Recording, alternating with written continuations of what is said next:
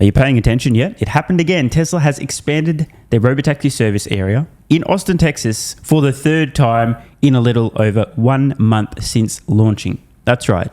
They're autonomous vehicles, not being driven. No human in the driver's seat whatsoever, currently carrying around passengers, paying passengers in Austin, Texas, not only launched without a hitch, but Tesla's so confident in the safety profile that they've expanded twice, once to troll, and now this, which some people are interpreting as a middle finger to the so-called competition.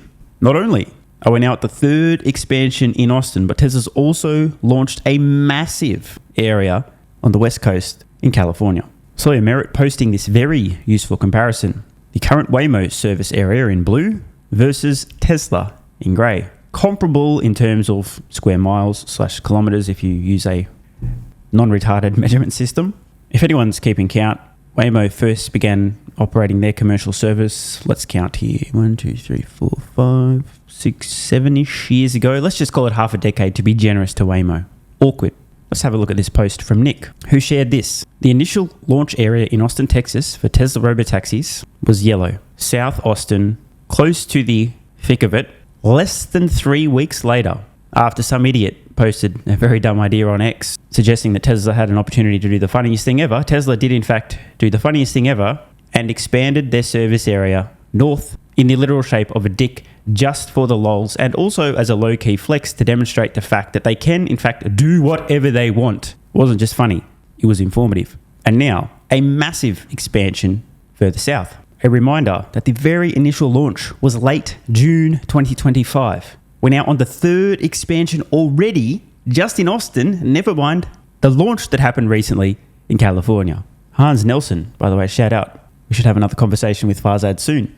Wrote this: 2 points make a line, 3 points make a curve. This is an exponential curve. The service area is currently doubling every 21 days. This is actually quite important. I said a couple of days ago in a video, after the second expansion, you have to be pretty dumb not to see how quickly this was going to happen. But by the third time, we have launch in Austin, expand in Austin, then launch in California. After those 3 data points, I obnoxiously but accurately pointed out that you'd have to have a very low IQ, and I just mean that literally, a low IQ not to be able to understand the implications of how quickly Tesla's expanding and will continue to expand into the future. How obvious it was now that they do have a generalized solution here. At that point, with 3 very clear data points, even a half-wit could figure out the implications. But now we have 4. Launch in Austin, 1. Expand in Austin, 2. Launch in California, 3. Expand in Austin, 4. We now have 4 data points. If we completely ignore California and just look at Austin, as Hans is pointing out, we still have 3 data points. After years of pointing out that Tesla was developing a generalized solution to autonomy and would rapidly scale, we are seeing this play out now, as predicted, as stated, in no uncertain terms. Yet, I'm still waiting for the penny to drop among many analysts on Wall Street. At this point, there are no excuses for not understanding what's happening, not seeing what's around the corner, and not firmly grasping the distinction between what Tesla has developed, which is a general solution to autonomy, aka their vehicles know how to drive. Period. If you can't put 2 and 2 together and see Tesla's existing fleet of millions of vehicles on roads, the same vehicles operating autonomously in Austin today are production Model Y vehicles that are also being sold to customers. It's also the world's best-selling vehicle. This will be the 3rd year in a row. We also know that Tesla has a massive cost advantage in terms of putting the hardware, aka vehicles, on roads. If you can't see where this is going from an investment point of view, you don't have what it takes and you're not going to make it. These are unfortunately just the facts. Elon Musk reposting Tesla North America, saying that Teslas can drive themselves. In response, Donut Operator, by the way, if anyone's watched his channel, let me know. Some very interesting content. Shout out to Donut Operator. Asks, when can I do this though? Posting a video of somebody apparently playing GTA 5 with a mod featuring a Cybertruck in a Tesla Cybertruck. Probably wouldn't recommend doing that, but hey, people who want some views on their content will go to many lengths. And instead of ignoring this, Elon replies, quote, probably 3 to 6 months, depending on regulatory approval in your city and state. Oh, by the way, speaking of Grand Theft Auto, I recently pointed out that given how long it takes to launch a GTA game, GTA 6, I think coming out next year, is likely to be the last ever GTA game set roughly in the present where carjacking is a thing, because by the time the next GTA comes out, GTA 7, self-driving vehicles are going to be so ubiquitous. The idea of having a vehicle you can even legally operate manually will not compute.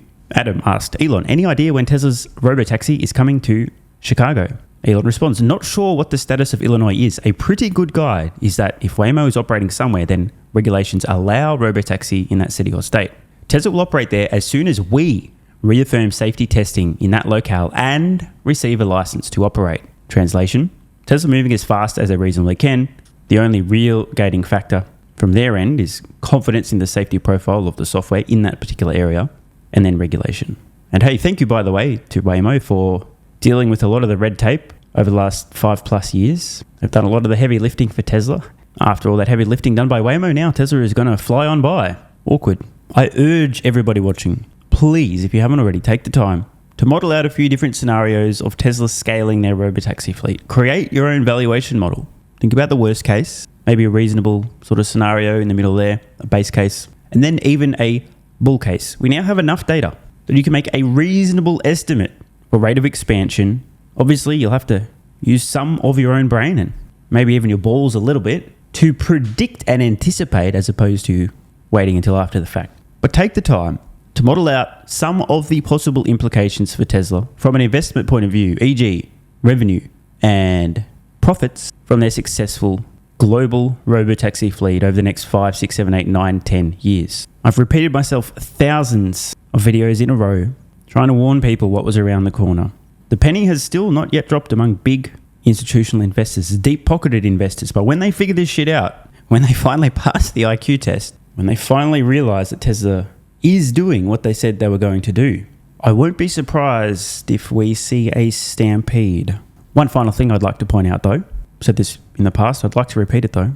While this is happening, when they do start to figure this shit out and the potential stampede occurs, everyone is going to be suffering from shiny object syndrome and completely ignoring what's happening simultaneously with the Optimus humanoid robot. Don't be one of these dullards. If you thought Robotaxi was big, and by the way it is, just you fucking wait for Optimus. I didn't make thousands of videos in a row saying the exact same shit, by the way, to my detriment. A lot of people, oh bro, you say the same shit every day, you're so fucking boring, stop. The reason is because I wanted to say ahead of time, I'm trying to warn you guys what's around the corner.